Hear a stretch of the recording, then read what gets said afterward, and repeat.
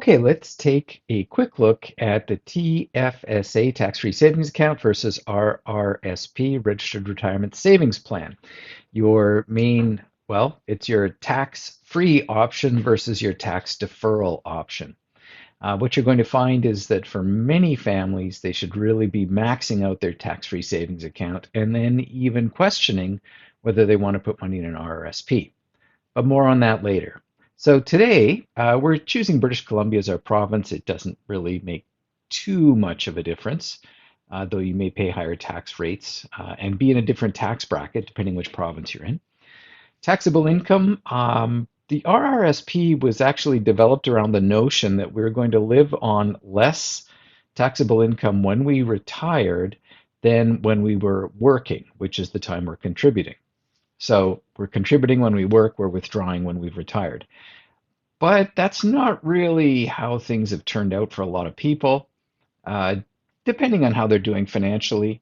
But we have taxable sources of income for most people with the Canada Pension Plan and Old Age Security. And then if you're piling on a bunch of RRSP income on top of that, you are really starting to push up your taxable income in retirement. So that's not really a valid assumption any longer. And so I'm setting us at having the same taxable income when we contribute and when we're withdrawing. Um, and I'm looking at a contribution amount of $10,000. Depends how much you're putting in, of course, but let's say it's $10,000. Right now, if you're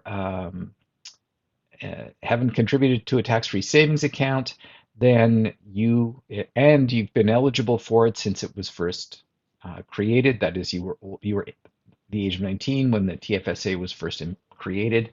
You could contribute. You have a maximum lifetime contribution right now of $95,000, and that increases by $7,000 a year. Okay, so another assumption: are we investing or spending the so-called refund we get from the RRSP? I'm setting it to spending because that's what most people do. They spend their RRSP refund. That is not the wise choice, but that is what they do. So um, if that gets them to invest, well, so be it. But that's not the best possible decision. So we're looking at years of growth, 25 years. So for example, if you're in your maybe you're 40 to 45 years old, 25 years away from retirement, earning $80,000 now, you're probably going to increase your income. Well, you will likely increase your income, and perhaps quite substantially by the time you get closer to retirement. Our peak earning years tend to be the last 10 years we work. So I'm allowing 25 years of growth and, just for illustration purposes, a rate of return of 8%. So let's go to the numbers. 25 years later, what do things look like? Well, I'll tell you what they look like. They look like you're really going to be happy if you contributed to the tax-free savings account, because with your $10,000, with your tax-free savings account, you started with $10,000 of earned income. You paid $2,820 in tax in that year when you contributed. So you actually only contributed $7,180. Whereas with the RRSP, you contributed, you took your 10,000, but you spent 2,820 of it as your refund, and so your after-tax contribution was 7,180.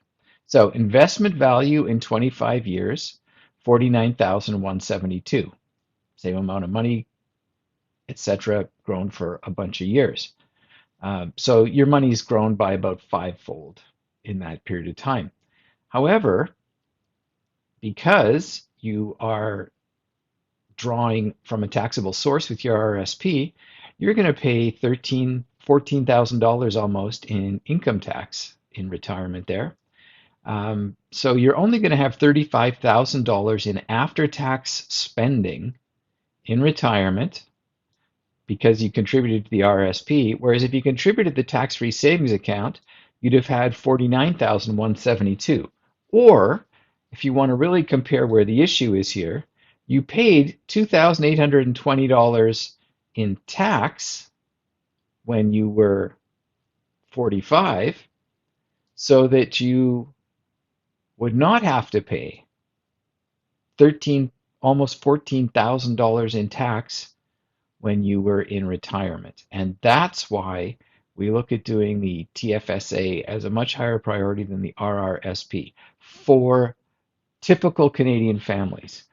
You really need to analyze all the way through what's going to happen with taxation, both at the time you're earning the income and at the time you're going to be living off your investments, your assets, when you hit retirement. That's why you really need comprehensive financial planning, because this, just as an example, the most recent family that we're using as an example that we did a plan for, using the same amount of money. So just like we're showing here, the same amount of money, that family, over the life of their retirement and with the legacy they're leaving behind, using the same amount of contribution money, is going to enjoy about nearly $600,000 in additional spending and legacy compared to what would have happened if they hadn't done their plan.